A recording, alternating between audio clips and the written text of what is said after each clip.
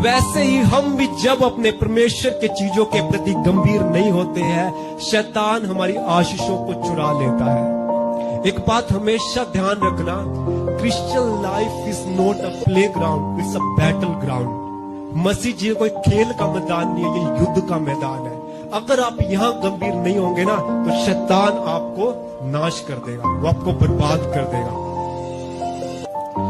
इसलिए परमेश्वर की चीजों के प्रति बड़े गंभीर हो, जो हमें मिला है बड़े गंभीर हो। आज भले ये चीजें हमें उतनी समझ ना आए, लेकिन आज यदि आप गंभीरता दिखाओगे और जब आप उस आत्मा के लेवल में पहुंचोगे ना, तब आपको पता चलेगा कि प्रभु की चीजों की अहमियत क्या है, तब आप उन चीजों को समझ पाओगे।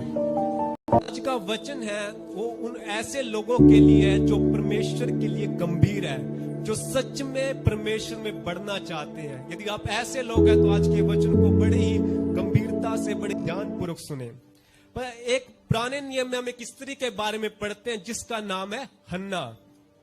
आप सबने, बहुतों ने उसके बारे में पढ़ा होगा और सुना होगा। हन्ना एक ऐसी स्त्री थी जो बांझ थी, जिसके कोई संतान नहीं थी, और वो संतान ना होने के कारण उसकी जो सौतन थी उसे कोसती थी, ठीक है। और वो इतना उसे परेशान करती थी, और वो हन्ना इतनी परेशान हो जाती थी कि वो मंदिर में जा जाकर रोती थी। वो परमेश्वर के सामने अपने आंसुओं को बांटती थी, वो दुखों को। कई बार जो उसका पति था वो कहता था, तू क्यों इतने दुखी है, तू खाना भी नहीं खाती है। वो बिल्कुल ही अपनी अवस्था में बिल्कुल ही परेशान थी। वो प्रार्थना करती थी बार बार, लेकिन वो दुखी थी, वो प्रार्थना करती थी, लेकिन तब भी उसके प्रार्थना का उत्तर नहीं आता था। वो बार बार प्रार्थना करती, लेकिन उसके प्रार्थना का उत्तर नहीं आता था। हमारे जीवनों में भी कई बार होता है कि हम प्रार्थना, लगातार प्रार्थना करते, लेकिन कई बार हम उस प्रार्थना के उत्तर को नहीं पाते हैं। लेकिन हन्ना एक दिन ऐसा काम करती है कि उसकी प्रार्थना सुन ली जाती है। एक दिन वो इस रीति से प्रार्थना करते कि प्रभु उसकी प्रार्थना सुन लेता है। वो कहते हैं कि प्रभु यदि तू मुझे संतान दे तो ये संतान मैं तुझे सौंप दूंगी, ये मंदिर में रहकर तेरी सेवा करेगा।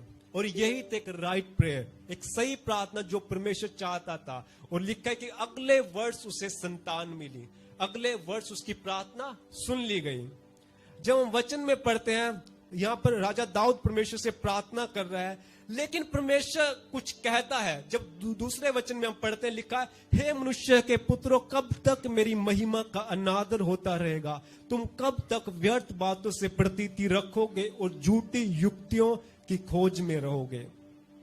कई बार हम परमेश्वर से प्रार्थना करते हैं, रविवार को संगति में आते हैं, संगति के अंदर रहते हैं, हमें आराधना की, लेकिन हमारे जीवनों में बहुत बार ऐसी चीजें होती हैं, व्यर्थ चीजें, ऐसी गलत चीजें जिन्हें परमेश्वर करने के लिए मना करता है। वो नहीं चाहता कि मेरे बच्चों के जीवनों में वो चीजें हों, लेकिन हम उनको पकड़े रहते हैं। और जब हम उन गलत चीजों को पकड़े रहते हैं तो वो हमारी आशीषों को रोकती है, वो हमें हमारी जो उन्नति होनी है उस उन्नति को रोके रखती है। क्या जो उसके अगले वचन में कहता है कि यह जान रखो कि यहोवा ने भक्त को अपने लिए अलग कर रखा है।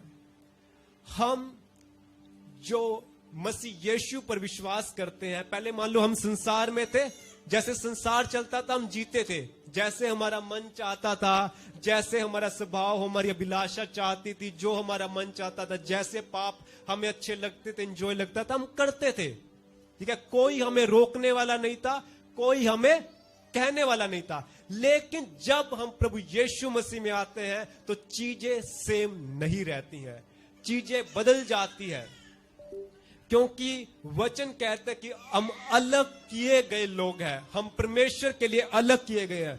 वचन कहता है कि तुम पृथ्वी के नमक हो। यदि नमक को हम देखते हैं, जब हम उस सब्जी में डालते हैं तो वो एक स्वाद को लेकर आता है। अगर नमक डालना भूल जाए, हमें पता चल जाएगा सब्जी में नमक नहीं है, हमें सब्जी अच्छी नहीं लगेगी। वैसे ही जब हम इस संसार में है, परमेश्वर ने हमें संसार से अलग किया है। यदि हम पृथ्वी पर उस स्वाद को, उस जीवन को नहीं प्रदर्शित कर रहे हैं जो परमेश्वर चाहता है, तो हमारा पृथ्वी के नमक होने का क्या फायदा?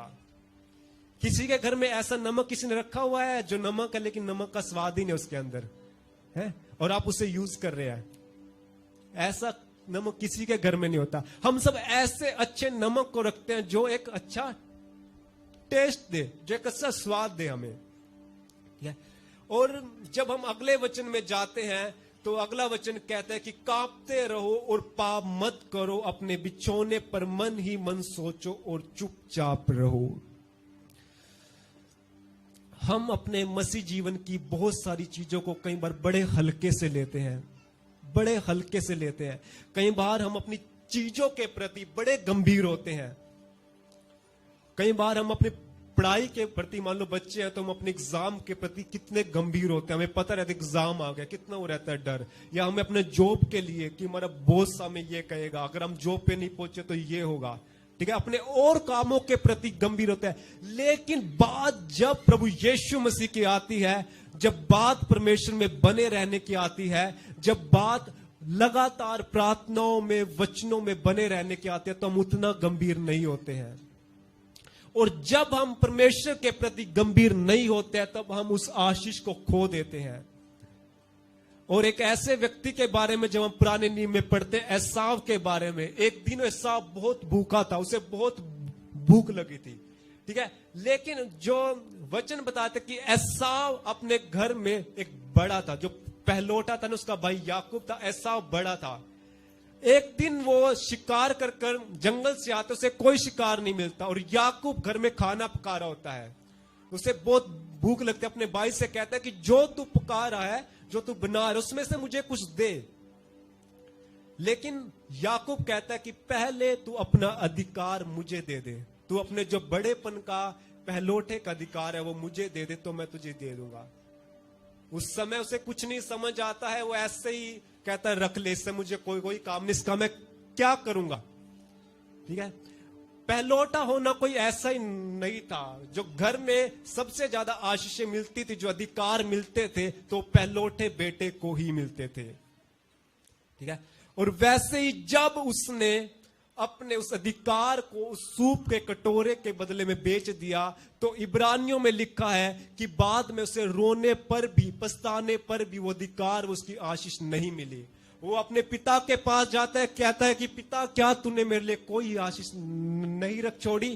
कहता है नहीं, तेरी सारी आशीष तो तेरा भाई ले गया।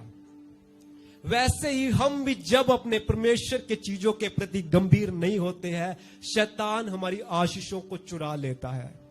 एक बात हमेशा ध्यान रखना, Christian life is not a playground, it's a battleground. मसीह जी कोई खेल का मैदान नहीं है, ये युद्ध का मैदान है।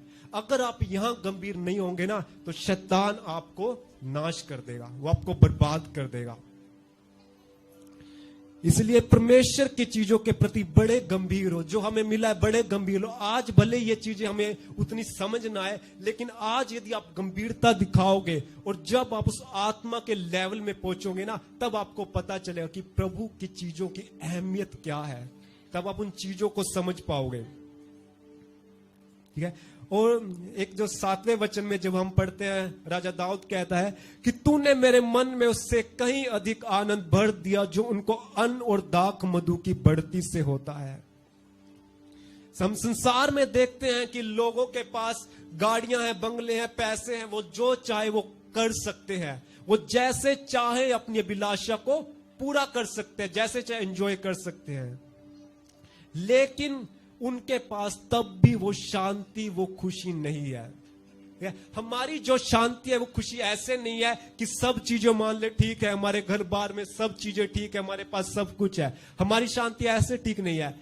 जब सब कुछ बिगड़ा हुआ है, जब चीजें ठीक नहीं है, हमारा प्रभु उस बीच में भी हमें शांति देने वाला परमेश्वर है, तब भी वो हमें शांति देने वाला परमेश्वर है।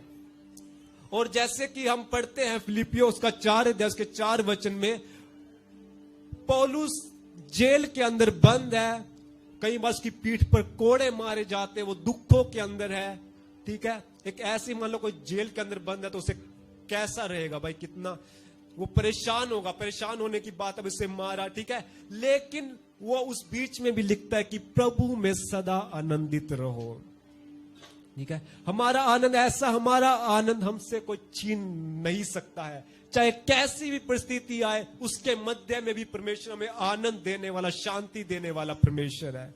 ठीक है। जब चीजें बिगड़ जाए तो तब कभी निराश मत होना। उसी बीच में परमेश्वर हमें परखता है कि हमारा स्वभाव कैसा है। जब परीक्षाएं आती है तभी पता चलता है कि ये बच्चा कितना होशियार है, कितना पढ़ने में अच्छा है। जब तक परीक्षा नहीं आती तो सब एक बराबर है, सब समान है। जब परीक्षा आती है तभी हमारा विश्वास परखा जाएगा। ठीक है, परखा जाता है। ठीक है। इसीलिए आज के इस वचन के द्वारा मैं एक छोटा सा मैसेज आपको जो देना चाहता वो है कि हम अपने परमेश्वर के प्रति, प्रभु के चीजों के प्रति गंभीर हो जाए। उसकी चीजों को हम बड़ी गंभीरता से ले। वचन को पढ़ना हो, प्रार्थना करना हो, प्रभु में बने रहना हो। ठीक है। वरना शैतान हमारी जो आत्मिक आशीषें है हमारे जीवन को चुरा ले जाएगा। और प्रभु से हमेशा प्रार्थना करें कि प्रभु जब मैं इस पृथ्वी पर हूं, जो मेरे अंदर कमी है, जो मेरे अंदर गलती है, तू मुझे यहां पर दिखा। मैं उस हर एक चीज को ठीक करूंगा। मैं उस हर एक चीज को अपने जीवन से निकालूंगा जो प्रभु तुझे पसंद नहीं है। हमेशा ये प्रार्थना करें। वरना मत्ती उसका 7 अध्याय में जब हम उसके 21 वचन से पढ़ते हैं तो परमेश्वर जो बहुत से जो सेवकों को कहता है कि मैं तुम्हें नहीं जानता। कहता हमने भविष्यवाणी की, जो इविल स्पिरिट्स है उनको निकाला, आश्चर्य कर्म किए, हमने तेरे लिए क्या कुछ नहीं किया। कहता है मैं तुम्हें नहीं जानता। कहीं आज हमारे जीवनों में भी ऐसा पाप कोई हमें पकड़े हुए तो नहीं है, कोई ऐसी चीज तो नहीं है कि व्यर्थ चीजें हमारे जीवनों में हम अपना समय फोन में व्यस्त कर देते हैं, अपने टीवी देखने में बिता देते हैं। कुछ ऐसे चीज को तो हम पकड़े हुए नहीं है जो परमेश्वर को पसंद नहीं है। आज उन सब चीजों से मन फिराए और परमेश्वर ने जो हमारे लिए वो बेशकीमती खजाना रखा उसको हम थाम ले और उन चीजों के प्रति गंभीर हो जाए। प्रभु इन वचनों के द्वारा आप सबको आशीष दे। आमीन।